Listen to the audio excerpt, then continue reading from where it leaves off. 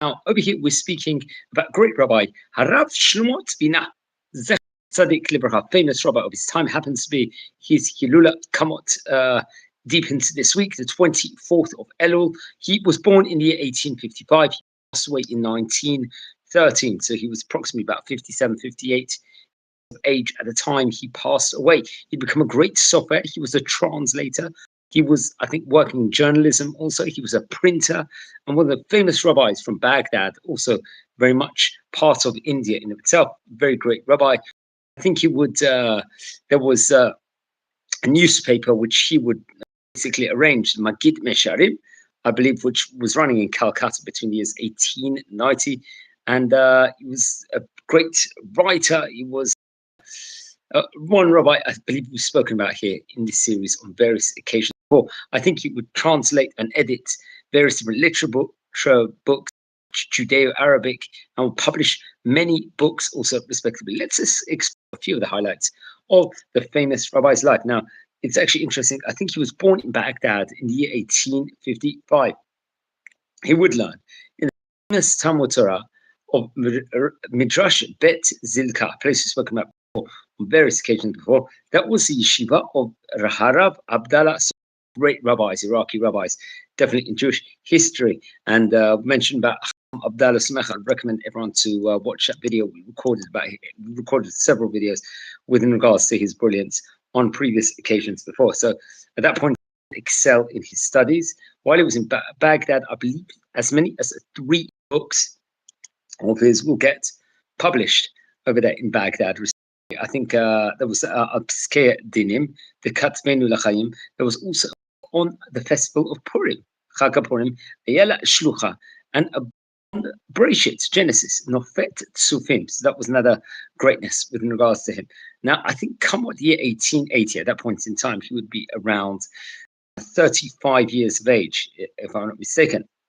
It's would have been approximately 35 years of age. He would, I think there was a merchant in the Baghdad community that would send a request, I believe, in that specific vicinity in of itself, to which we've spoken about. I think it was actually someone, merchant, Yecheskel Yoshua Gabbai, from the Jewish community in Bombay, of the Jewish community there. I think there was Baghdadi community in Bombay, which is spoken about. And there was a request for a Talmid Chacham and someone to work as a shochet and as a chazan over there. Now, it's actually interesting. Rav Abdallah Somech would choose one of his and someone he was very close to, Rav Shlomo Tvina. And I think, I'm not sure how old he was at that stage in time. Maybe actually he was in his mid-20s. I think he was 20 of age at that point in time, not 35, like I said before. So he was over there. And I think he would go to Bombay now, Rav Tvina would. And obviously in his mid-20s. And would be there for a period of time, if I'm not mistaken. There's a famous man, I think, from the Yeshuv in Jerusalem, someone named Yehoshua Yelin, happened to be a famous person that also was connected very much, I believe, at that stage in time. I think, he was there for 2 years. So Yehoshua Yelin was a member of the Jewish community in Jerusalem, would travel to the home of the elder Rav Yecheskel Gabbai at that time to raise donations, and would meet, let's say, Rav Tvina, and describe him in his diary. He actually chronicled things over inside the diary, and I'll state what it says in Hebrew, which he actually chronicled over. Beit Knesset התוודעתי לחזן, איש תלמיד חכם משכיל ובעל טוב מאוד, הוא גם מלמד לבניו ובנותיו של יחזקאל, כי כן דרכם של השירים שם, שכל אחד יש לו שוחט גבוה, והוא דר בביתו וסועד על שולחנו ומלמד So this was actually stated over from this famous person, and Yehoshua Yelin. Let's just say a quick word with Yehoshua Yelin, just as a few side facts. He was a leader, I think, of the old Yeshuv of Jerusalem. He was born in 1843 to 1924. He was actually very famous, I believe, if I'm not mistaken. He was the son of David Yelin, if I'm not mistaken. So he was a famous man connected to the, let's say, pre-Medinat Israel, let's just say, So interesting. His son, I think, was David Yelin, who was also an extremely famous person at that point in time. Maybe at one stage in time, we will record a video with regards to Yoshua Yelin over here. I think that'll be actually interesting to think so, but he will actually chronicle over very much within regards to that. Okay, so let's just progress video within regards to him. There was various different books, which you have to point out. The Magid Mishorim in Calcutta. He would earn a living, let's just say, working as a shochet over there, butcher. He would do holy objects, I think all in Calcutta, if I'm not mistaken. That's why there was a great, let's just say, Torah community at that point in time. He would various different items was connected to various wealthy people. I think somewhat the year 1888, much of the progress at that stage in time. I think he will form a printing or purchase one at that point in time, and he will print which he had written, and I think many works of weekly printings, including Misharim, if I'm not mistaken. That will be a Judeo-Arabic publication, if I'm not mistaken, and it was under his editorship, I think, for as many as 11 years. The newspapers that was in Judeo-Arabic would bring about communities, let's just say, in India, emphasize maybe what issues are going on, all different places, different vicinities, maybe connected to Iraq and to India, and provide a platform, let's say a broad platform for literature, culture in newspaper, and it's actually interesting. The newspaper article, I think, want to also describe what's actually going on in the Jewish community under Muslim rule, especially in Baghdad and all those places respectively over there. Something that is actually said within regards to newspaper. Ulam ata b'kavanti latfit iton mishum shish akarach b'kach v'hu lavi lidiat et tzarat ashek שבאים על בני אמן באי בגדד מידי הסולטנות והאזרחים מבעיר, כפי שהם מודיעים לנו במכתביהם הרבים, שהגיעו אלינו והם מבקשים מאיתנו להדפיסם, שישתדלו לאמנם, לסייע להם באמצעות אחינו הגבירים, שיצילו אותם מידי הסולטנות והאזרחים. So he's basically just stating over maybe some of the issues that's going on at that stage in time, especially for the community over there in Baghdad. I think he published articles in newspaper dealing with troubles and persecutions that were taking place in Baghdad, calling for help, let's just say, reporting on the work of Indian Jews for this cause itself, and encourage a wealthy family, I think, in to help work for their brothers in Baghdad, so on and so on. And interesting, at that point in time, there was very famous families over there. I think, including the famous Sassoon family, who we've spoken about on various occasions before. More can be related with regards to, I think there was another newspaper, I think it dedicated a large space with regards to literature. And many of his translations from literature of Hebrew still were published. I think it was short stories in of itself, Magid Mesharim. And I think we've spoken about this on various occasions before. I think it was written Judeo-Arabic, as we mentioned before on the outset. And that's very, very interesting. Remember, there were publications at that stage in time all over the place, which we've spoken about before. It became very, very popular, let's just say, to let's say, make newspapers at that time, and so on and so forth. So it was a period time where it was printing press was much popular. Okay, so he would also put various different responses. He would speak about the news and current affairs all across the world, translating, let's say, various different articles about Jewish affairs that was taken on, responses in Hebrew, English, and Arabic, articles on internal politics of the Indian Jews, for example, and news of Jewish communities from across the world, and a regular section to three main, let's just say, Jewish communities in Iraq, also he would speak about. I think there was also, it was connected to Singapore and Hong Kong communities at that point in time, and other places in the Far East. And I think there was a translation of an English reference book, if I'm not mistaken. And he would stop publishing, I think, the Magid Mesharim after a period of time, I think in 1901, and sell press to another journalist. And I'm not too sure why this actually happened to have been at that stage in time. And maybe we'll do a separate video history within regards to this printing press at a later stage in time. So that would definitely be, I think, an important thing. But I think he would actually sell it to someone named Saliman Ezra, and it will become, there'll be a publication called the Shoshana, and I think it was a shorish, let's say, a root within regards to that. Right, also Gilion, let's just say, Arishon Shel Shoshana, and I think he was maybe attached to it at some shape or form. Okay, now within regards to the publications of his books, he wrote, on top of all the journalism work he did, he authored and published dozens of books, mainly about, let's just say, literature, halachic laws, let's say halachic books, Torah law books, many of them Iraqi, Judeo-Arabic. I think there was on the tractate of Avot, if I'm not mistaken, the book of Megillat, Esther, the book of Ecclesiastes, the book on various different other Torah topics. He would translate into Judeo-Arabic books, I think with a commentary in Hebrew, I think even in Rashi also. For books, he would actually feature within regards to Jewish holidays and the reasons and customs, drashim and halachic law, rabbinical writing. Yes, that's interesting. And I think it was very, very common at that point in time that members of the Jewish community of Calcutta would send a lot of questions to Yosef Chaim Baghdad, a bit author of Ben Ish Chai. He would respond to them, Ein lechem tzorech lishloch et shalotekem ela. Yesh lechem rab gadol abaki. Behilchot hatzvot hu Rabbi Shlomo Tvina. He who ish ka'achi v'ani choshev shu ole alei.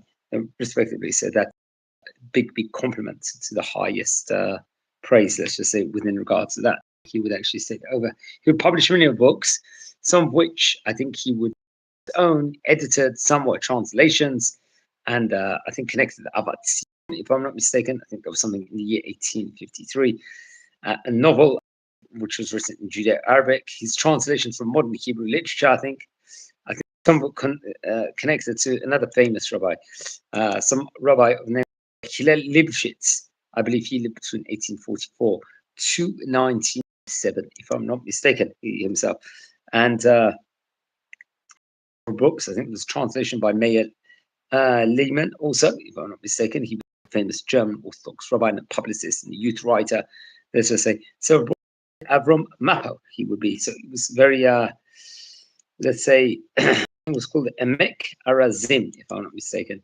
He was actually, if I'm not mistaken, more connected to the, let's just say, Enlightenment movement, also respectively. So that we have to point out also. So it's, he actually, Abraham Mapu, I think he lived between the years 1808 to 1867.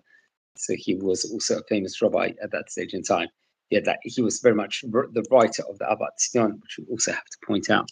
So there was that also book over there. I think a 2-volume, and Clement Schulman, this was another member. It was also, I think, and there was a book, I think, from Zev Yabetz, if I'm not mistaken. He was one of the founders of the Mizrahi movement, and Grace Aguilar's, I think, who happened to have been a British writer, actually happened to have been, we have to point out.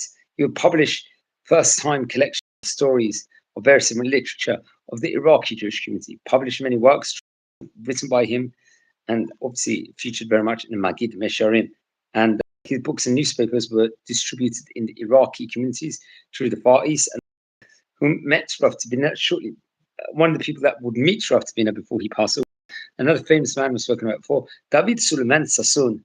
He happens to have been a scholar, a philanthropist, a renowned collector of rare Jewish manuscripts, being a member of the famous Sassoon dynasty, let's just say, in of itself. And there was a lot of researchers that would look into him, his books in of itself, respectively. And I think more would be actually chronicled with regards to him even after he passed away. There's a list of, yes, there is books available actually on the Hebrew-Books.org website, which I very much would recommend to look into. And yeah, that is very, very interesting. I think among the books includes Shlomo Tvina, Chotrei Yishai. That was in 1889. Chamisha Valv and Fin Le Torah. I'm not sure when that was printed. And then there was Midrash Eliyahu, which was on the Shulchan Aruch, if I'm not mistaken. And that was in 1888. And then the Maoz Chayai was in 1880. I believe. And Chanukat Beit LeDavid, 1885, and Tipat Sufim. Very interesting enough. That was, I think, more earlier on in the year 1879. So remember, that was significant earlier on in this time. Let's explore a bit more within regards to him, just as we look back at his time. Obviously, Midrash Bet Zilka was a yeshiva he studied in. We've spoken about on various occasions before. We spoke about how he would found the printing press in 1880 after he worked in the shochet industry, and we spoke about Magid Mesharim, how it became a Judeo-Arabic language, and would be a platform for literature and culture, and very much documents the Jewish life in Baghdad, respectively. And obviously, get to Suleiman Ezra, that was a significant step at that stage. In passed away in 1913, the 24th of Elul, and there was a professor, I think someone named Professor Yitzchak Avishur, wrote comprehensive work on the work of the sage Shlomo Tvina, Rav Shlomo Tvina, respectively. Mentioned, all the different books that he would actually be involved with. This is something that we really have to point out. Also, just before we're going to give over some of the highlights within regards to the books, just once again, the notes of Rabbi Adin Steinsaltz. It's interesting. Rabbi Yitzchak Avishur was a famous professor, a historian, and I think he was connected actually to the University of Haifa, if I'm not mistaken. He's still alive, I believe. He's 86 years of age. So that is actually quite interesting. So we have to point that out. Let's explore a few of the highlights from the book, which a Haimi website will actually write. One of the teachings says, Melamed, Sheparsha Kapa Kol Echad Kepi Archo Haroi Vanitzrach Lo. Another teaching, Melamed, Ika Nichona, Sheye B'Yisrael Shalom Asefa Achat. That's another teaching. And just one more teaching, Melamed, Chesed Shel Emet Im Ha'ani She'en B'Dato Lekabel Lo Biado. That's another just a teaching over here within his books. He was famous Rabbi Shlomo Tvina. He passed away in 1913. He did. I think he passed away in Calcutta at that point in time. Born in Baghdad. I recommend everyone to learn more about him. He was a famous rabbi. And we've really maybe spoken about 6 or 7 rabbis connected very much strongly to India. There was. So I recommend everyone, if you want to watch videos, we recorded some live videos within regards to the history of the Indian community, the Sassoon family also respectively, and so on and so forth. So friends, we're a community here. We are exploring about the great life of some of the famous rabbis yesteryear. If you descend from Rabbanim we are speaking about, please send me an email. I would love to hear more information. If you feel anyone is interested in watching any of these videos that we are recording, please share these videos also to other people, and they will educate, learn more within regards to the great Chachamim.